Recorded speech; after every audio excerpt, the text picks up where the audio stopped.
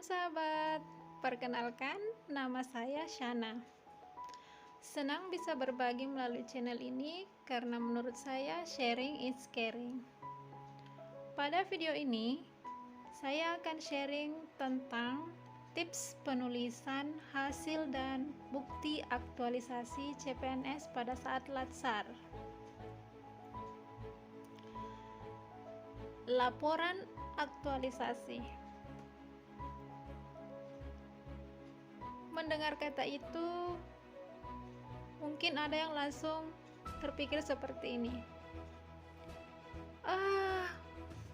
Bingung, ribetnya minta ampun. Bagaimana sih caranya? Pembuktian anekanya seperti apa ya? Apakah sahabat mengalami hal demikian? Semoga saja tidak ya. Semoga pelaksanaan aktualisasi sahabat lancar dan selalu diberi kemudahan. Amin. Baiklah, saya sedikit cerita tentang tips penulisan hasil dan pembuktian aktualisasi ya. Semoga bisa membantu sahabat dalam penyusunan aktualisasi CPNS pada saat Latsar. Inti dari laporan aktualisasi adalah pembuktian aneka. Jadi, dari semua kegiatan yang sahabat lakukan dalam kegiatan aktualisasi harus bisa dibuktikan pelaksanaan anekanya. Pembuktian sudah harus pasti disertai dengan foto, video, nota pembelian atau belanja, dan lain-lainnya. Yuk kita bahas satu persatu. Tips penulisan hasil dan bukti aktualisasi yang pertama, rapi. Jadi, penulisan hasil dan bukti aktualisasi ini harus rapi sehingga memudahkan pembaca untuk memahami isi laporan aktualisasi tersebut. Dan sudah pasti juga membantu penguji kita untuk menilai laporan aktualisasi kita bagus dan layak. Poin pertama, gunakan penomoran. Jadi, pada kegiatan dan tahapan kegiatan, gunakan penomoran. Bisa sahabat lihat pada contoh gambar di layar yang sahabat sedang perhatikan, kegiatan 2. Nah, di situ saya menggunakan penomoran 2, dan pada tahapan 1, pada tahapan tersebut saya juga menggunakan penomoran. Di sini menjelaskan bahwa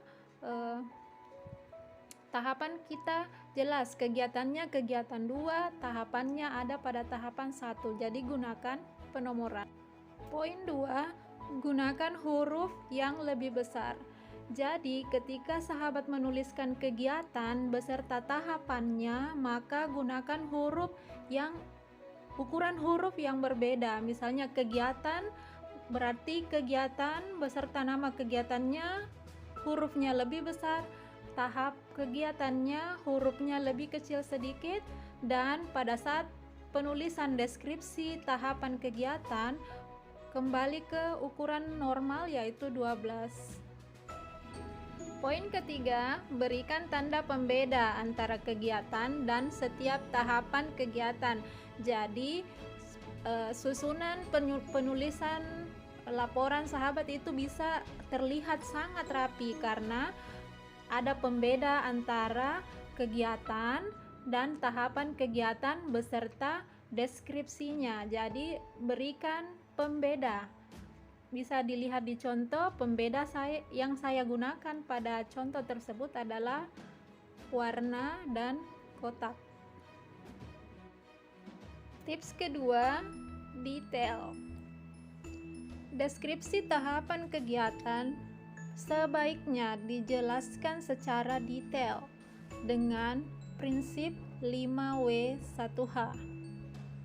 Usahakan jangan terlalu panjang. Yang terpenting adalah 5W1H sudah terjawab. Bisa sahabat perhatikan pada contoh yang saya berikan, tahap kegiatan 9. Pada deskripsi tersebut saya berusaha menjelaskan secara singkat menggunakan prinsip 5W1H. Pertama, kapan? Di situ saya menjelaskan pengumuman dilaksanakan pada 6 April, pemberian hadiah dilaksanakan pada 7 April. Di mana? Pada penjelasan tersebut saya menjelaskan pengumuman saya berikan melalui grup WhatsApp lomba vlog.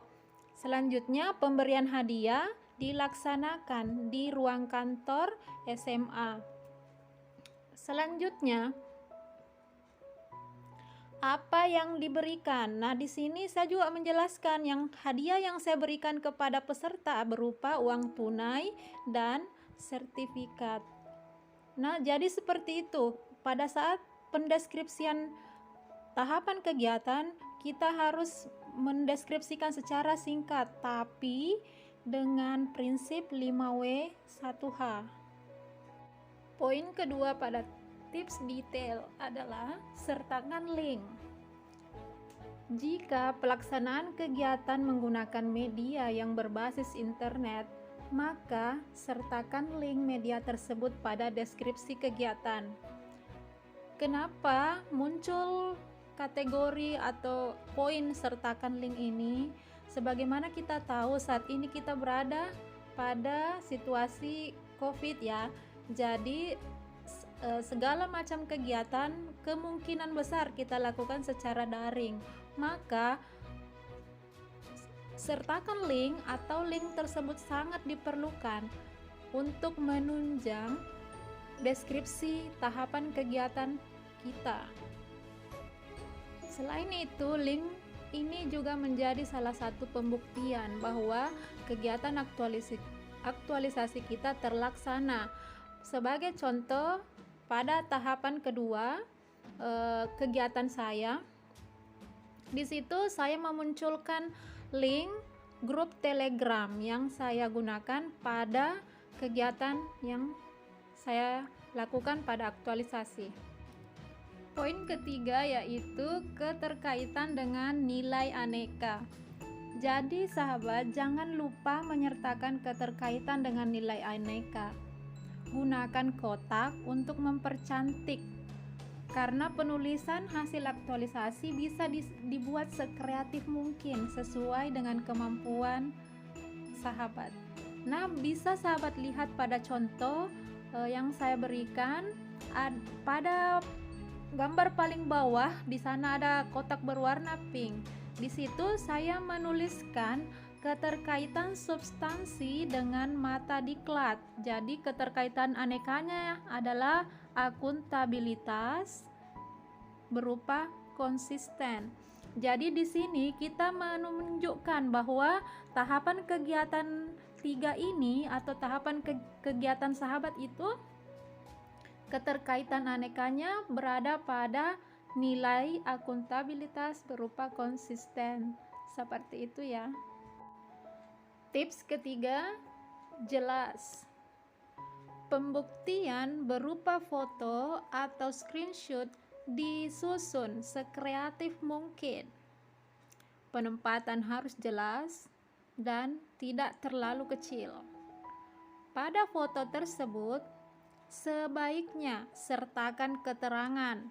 Misalnya, kegiatannya apa? Jadi foto tersebut kegiatannya apa? Waktunya dilaksanakan pada hari apa, tanggal berapa, lokasi pengambilan gambarnya atau lokasi pelaksanaan kegiatan tersebut, di kelaskah atau di rumahkah. Yang terakhir, fotografernya. Nah, siapa yang mengambil foto pada saat pengambilan gambar atau bukti tersebut? Misalnya teman, kalau pada contoh saya menuliskan guru sejarah SMA Negeri 1 Kombeng. Terkadang saya juga menggunakan tripod ya, dengan mengambil gambar diri sendiri. Misalnya ketika saya berada sendiri di rumah, maka saya cukup mengatakan bahwa fotografernya di situ penulis menggunakan tripod. Sebagaimana yang telah kita bahas sebelumnya, bahwa inti dari laporan aktualisasi adalah pembuktian aneka.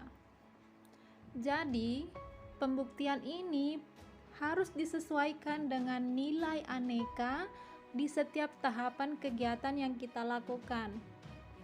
Cara pembuktiannya pun berbeda-beda, tergantung dengan nilai apa yang kita masukkan pada tahapan kegiatan tersebut. Sebagai contoh, nilai anti korupsi berupa mandiri.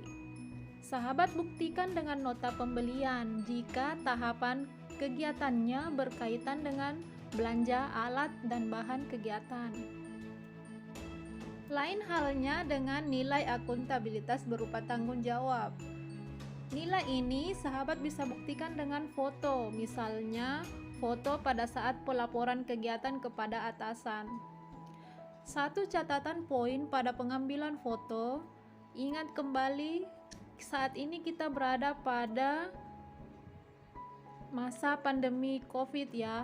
Berarti semua foto yang kita gunakan pada saat pembuktian harus menggunakan masker, baik itu sahabat maupun atasannya ataupun rekan lain. Jika ada siswa, maka siswa tersebut harus menggunakan masker dan tentunya jaga jarak.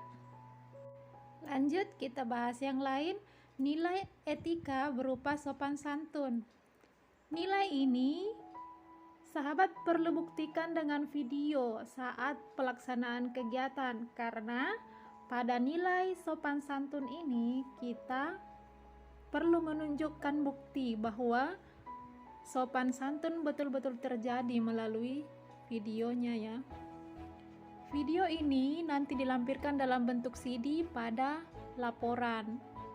Untuk penempatan bukti pada penulisan laporan, sahabat cukup buatkan screenshot dari video tersebut. Bisa kita lihat pada contoh yang saya berikan. Pada layar sahabat terdapat 3 contoh. Jadi kita pada tahapan ketiga ya, pada contoh yang berwarna pink. Pada tahapan ketiga tersebut di situ adalah pembuatan modul. Jadi pembuktiannya saya menunjukkan modulnya dan juga foto saya pada saat pembuatan modul. Jadi screenshot modul di sini sebagai pembuktian dari nilai komitmen mutu berupa inovatif. Selanjutnya kita kembali ke contoh lain, yaitu pada tahapan 11, gambar yang di atas ya. Di sini saya berusaha membuktikan nilai akuntabilitas berupa tanggung jawab. Nah, berupa tanggung jawab di sini berarti saya melakukan pelaporan kepada atasan saya. Nah, di sini saya mengambil pembuktiannya berupa foto pada saat saya melakukan pelaporan kepada atasan saya di sekolah. Selanjutnya pada contoh ketiga, pada ada tahapan 2. Di sini pembuktian saya pada nilai etika menggunakan pakaian yang rapi. Jadi saya mengambil foto pada saat pembuatan video, dengan menunjukkan bahwa pakaian saya rapi pada saat itu.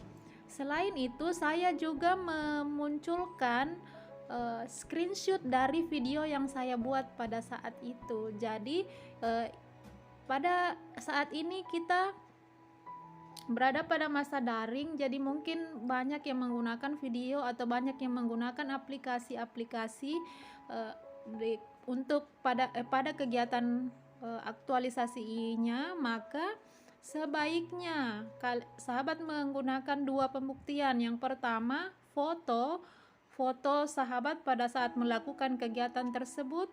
Yang kedua, screenshot video atau screenshot dari aplikasi-aplikasi yang sahabat lakukan ataupun hal-hal lainnya. Intinya ketika berupa daring, maka buktikan dengan dua foto berupa screenshot dari media atau apapun itu yang berkaitan dengan daring.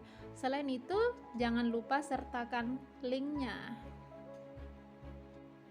Demikianlah tips penulisan hasil dan bukti aktualisasi yang bisa saya berikan kepada sahabat melalui video ini.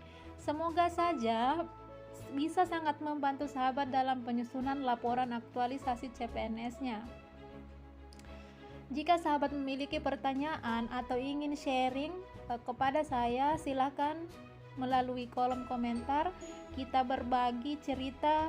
Semoga saja saya bisa membantu sahabat melalui pertanyaan-pertanyaan yang muncul, ataupun ketika sahabat ingin memberikan saran atau meminta penjelasan yang lain, silahkan dituliskan di kolom komentar. Semoga saya bisa membantu sahabat dengan kemampuan saya.